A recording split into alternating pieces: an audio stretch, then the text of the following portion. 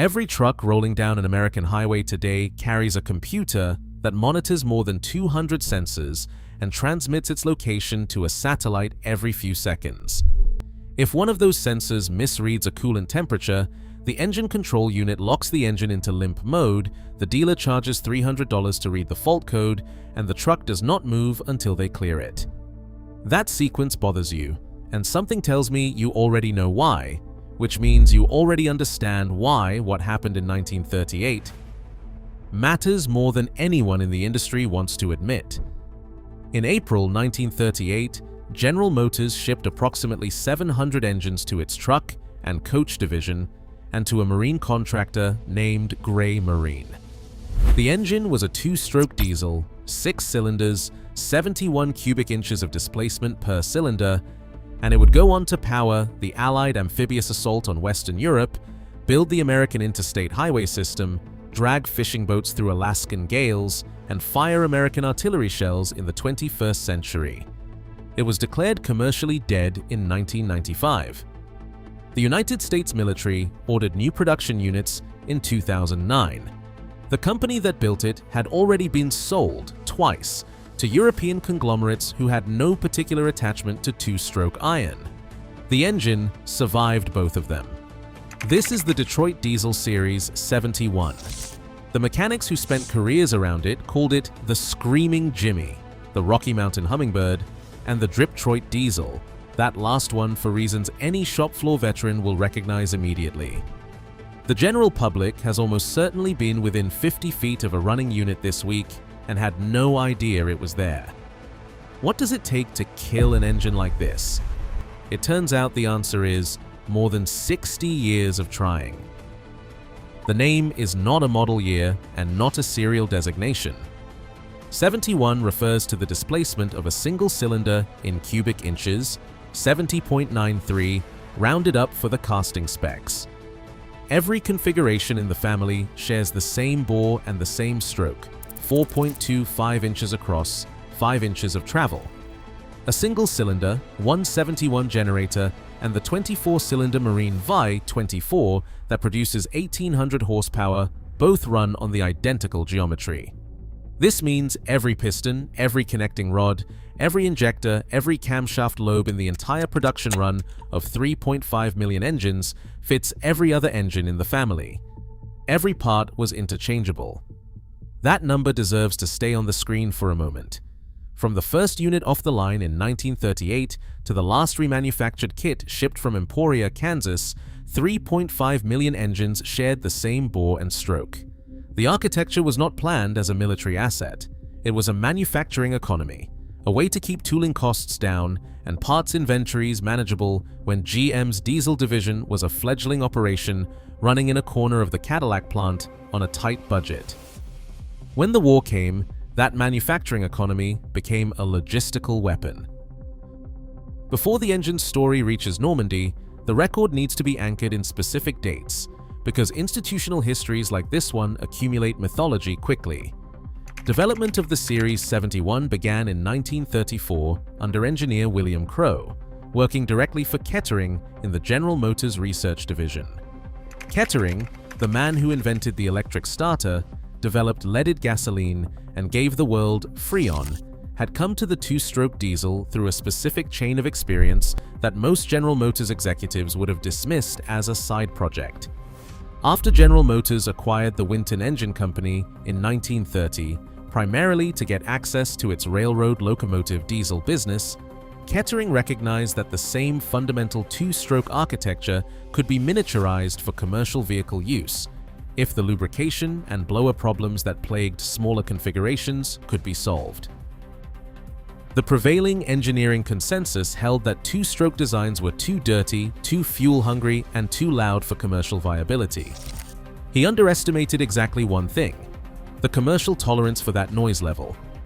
On every other count, the 2-stroke theory delivered what he said it would. Production began in April 1938. 9,000 engines were produced in 1941. By 1944, that number had reached 62,000 in a single calendar year. At peak output, one engine came off the line every 9 minutes.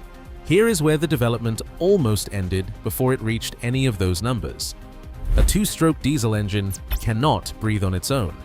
A 4-stroke engine pulls fresh air into its cylinders on a dedicated intake stroke.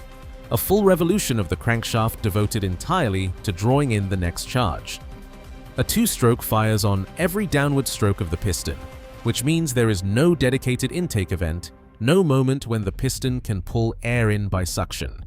The solution is a Roots-type blower, a gear-driven air pump mounted to the side of the block, spinning at twice the crankshaft speed, forcing fresh air into the cylinders under slight positive pressure.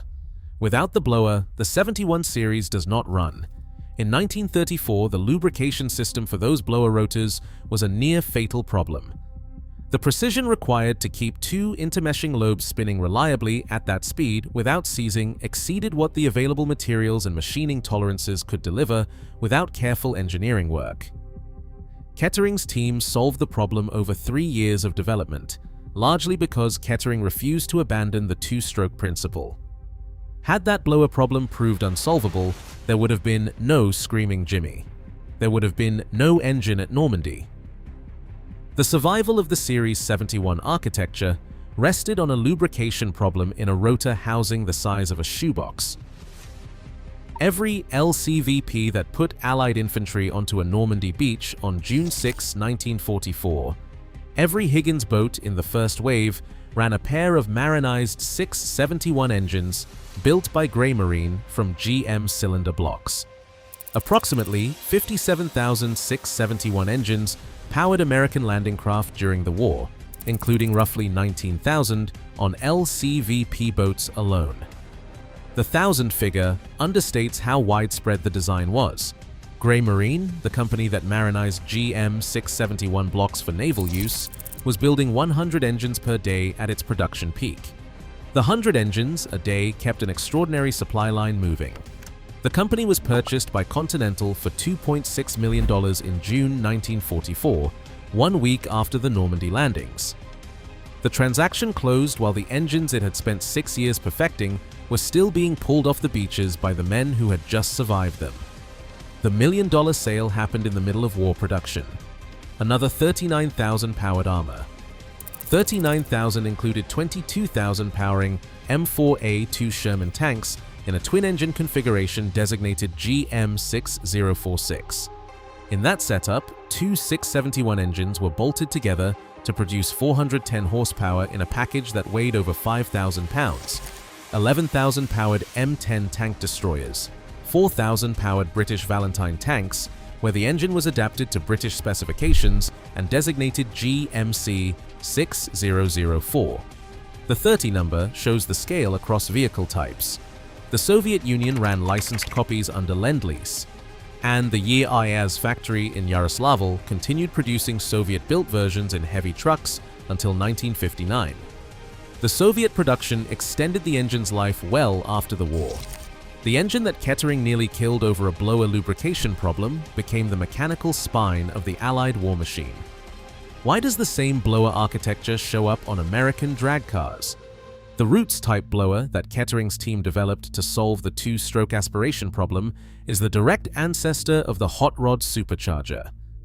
The so-called 871 blower, one of the most recognizable performance modifications in American muscle car culture, sitting on top of a big block V8 with a pair of carburetors straddling the intake, carries the same lobe geometry, the same rotor spacing, the same basic principle as the unit pressed against the side of a 671 at Normandy. The engine that disappeared from American roads gave American performance culture its lungs. After the war, the 71 series moved into the civilian infrastructure it would occupy for the next 5 decades. Transit buses in every major American city, the classic GM New Look bus, the fishbowl windshield coach that defined American public transit through the 1960s and 1970s, ran the 6V71 as a standard powertrain. Long-haul Class 8 trucks carried the post-war freight surge on the new interstate system. Tugboats pushed barge traffic up the Mississippi and the Ohio. Commercial fishing vessels worked the Gulf and the Pacific. Emergency generators powered hospitals and municipal facilities. The MCI MC9 Crusader II intercity bus seated over 40 passengers and ran an 8V71 producing 280 horsepower at 2,100 RPM, with a 140-gallon fuel capacity that made it a working animal across the American highway network. If you have ever stood next to a boat with a pair of 671s running at idle, if you know that specific double-cadence exhaust pulse, that mechanical scream at low revs that sounds like the engine is turning twice as fast as it actually is, you already carry that sound in your memory. Mechanics who spent careers alongside these engines describe the same thing. The sound does not leave. What made field maintenance on a 71 series achievable was the same modular logic that made it a wartime asset. The inline configurations were what Detroit Diesel called symmetrical. The blower, exhaust manifold, water manifold, and starter could be mounted on either side of the block to fit any installation envelope. The engine could run crankshaft rotation in either direction without modification, which meant marine installations could run opposing engines with propellers that cancelled each other's torque without a reversing gear. A mechanic with standard hand tools and a reasonable stock of interchangeable parts could overhaul a 671 in a boatyard, on a construction site, or in a forward operating base without specialist training, without proprietary diagnostic equipment, and without a factory representative present. The architecture was designed for exactly that.